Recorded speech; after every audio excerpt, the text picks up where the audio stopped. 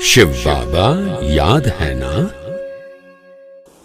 ओम शांति। सुनते हैं 5 जनवरी 77 की अव्यक्त मुरली।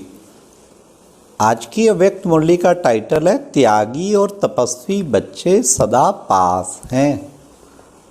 आज की मुरली में बाबा ने नैनों में समाये हुए बच्चों की निशानी क्या है, फिर बाप दादा ने एक शॉर्टकट रास्ता, एक शब्द, वो बताओ कौन सा शब्द है जो एक शब्द का बाबा ने बताया।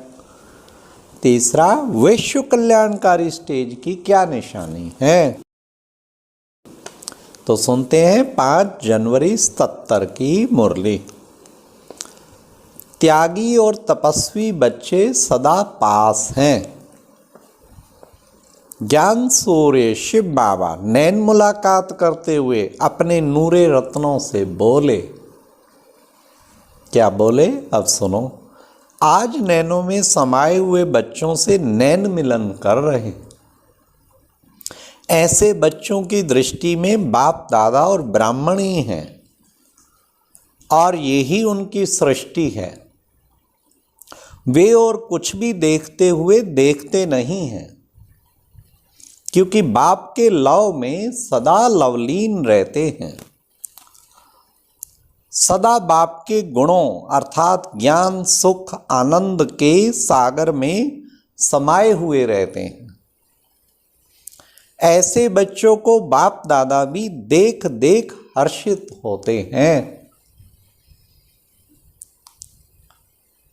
चाहे शरीर से कितना भी दूर हो, लेकिन ऐसे बच्चों का बाप के पास समीप से समीप स्थान सदा के लिए फिक्स है। वाह वाह वाह। कौन, किनका? जो बाप के लव में लीन रहते हैं। किनका? जो सदा बाप के गुणों अर्थात ज्ञान सुख आनंद के सागर में समाये हुए रहते हैं।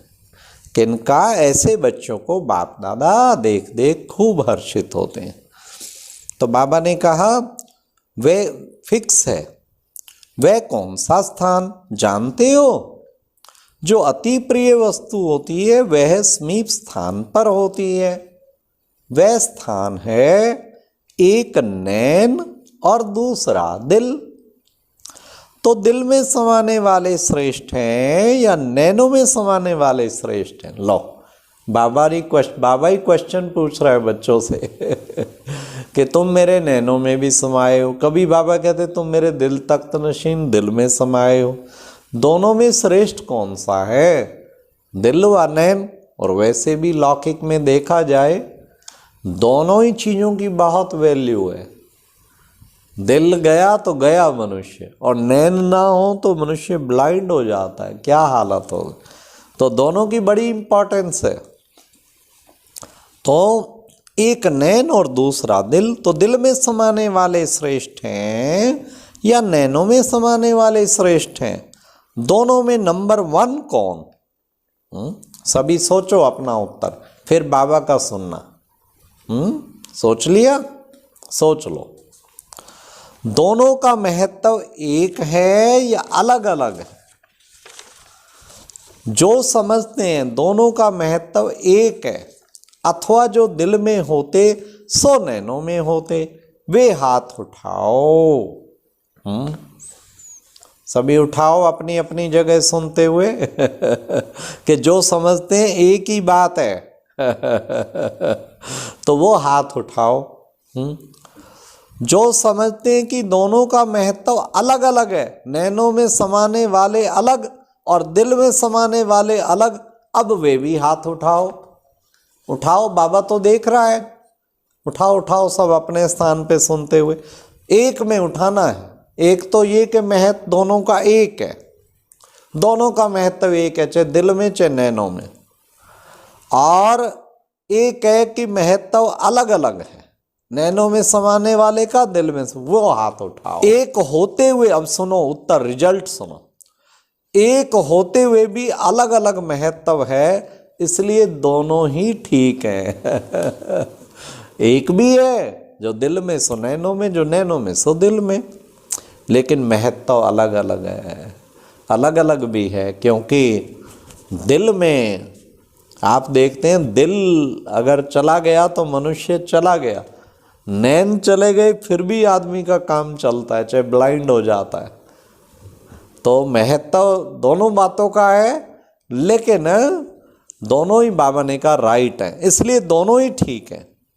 जब इतने त्यागी और तपस्वी बच्चे अपने अनेक धर्मों और अपनी देह के धर्म के कर्म में हर एक रस्म का त्याग कर बाप दादा की याद की तपस्या में लगे हुए हैं, ऐसे त्यागी और तपस्वी बच्चों को फेल कैसे कर सकते हैं? इसलिए बाबा ने कहा एक को फेल करूं एक को पास, ऐसा नहीं कर सकता हूं। त्यागी तपस्वी बच्चे सारे ही पास हैं, इसलिए सदा पास हैं।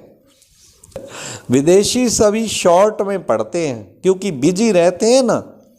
बाप दादा ने एक ही शब्द याद दिलाया है, वो कौन सा शब्द है?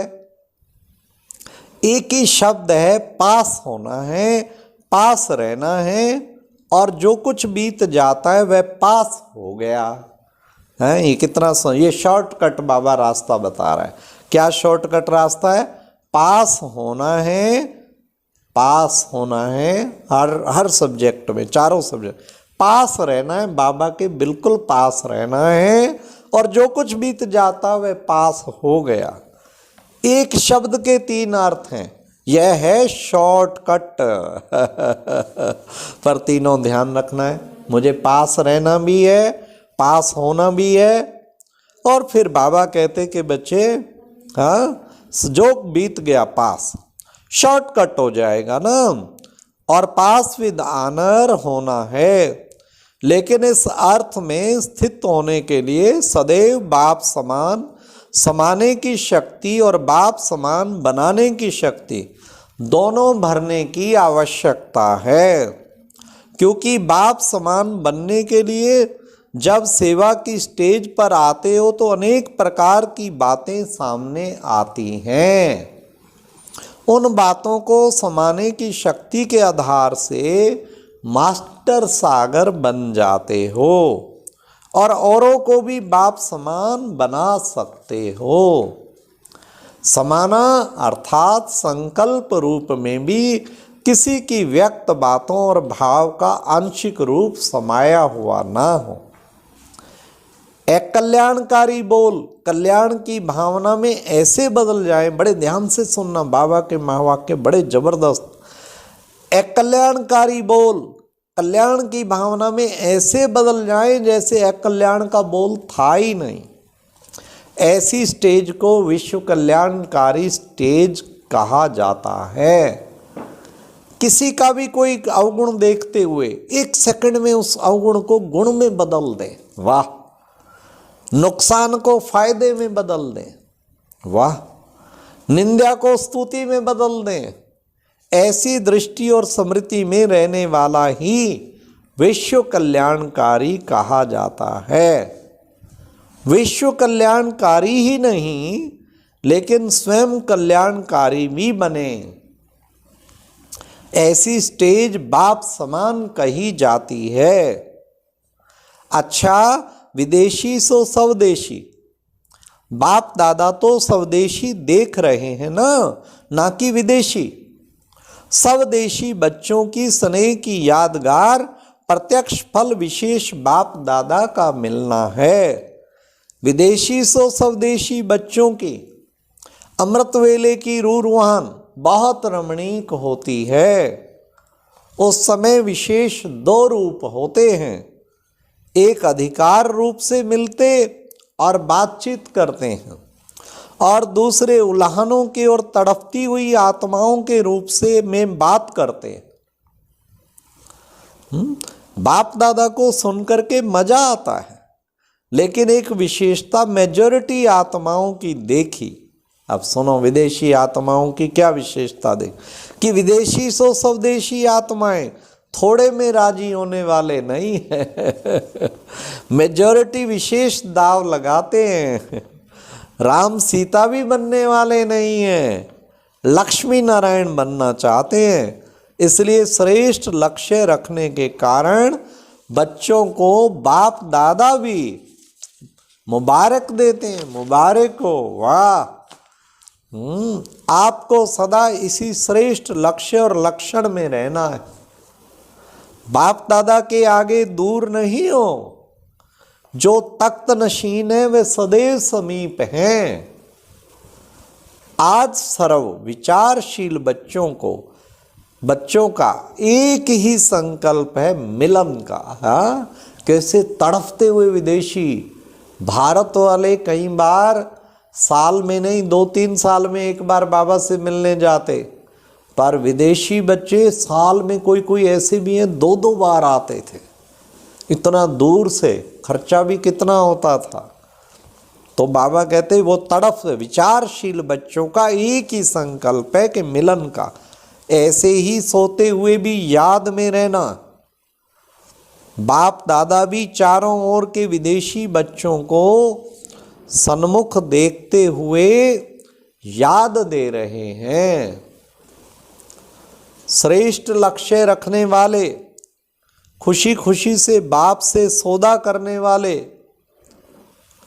बाप और सेवा में सदा मगन रहने वाले, लाश सोफास नई सहयोगी आत्माओं को बाप को भी आप समान व्यक्त रूप बनाने वाले, कल्प पहले वाले, चमकते हुए सितारों प्रति बाप दादा का याद, प्यार और नमस्ते। तो कितने प्यारे बाबा ने आज शॉर्टकट रास्ता बता दिया। पास होना है, पास रहना है। हाँ, और बच्चों को जो कुछ हो गया उसे पास करना। विश्व कल्याणकारी की स्टेज कितनी सुंदर बताई है। कल्याण को कल्याण में बदल दें, अवगुण को गुण में, ग्लानि को स्तुति में बदल दें। ये है विश्व कल्याणकारी की स्टेज। अच्छा, ओम शांति। और अब यह एक बहुत अच्छी वीडियो भी जरूर देखें।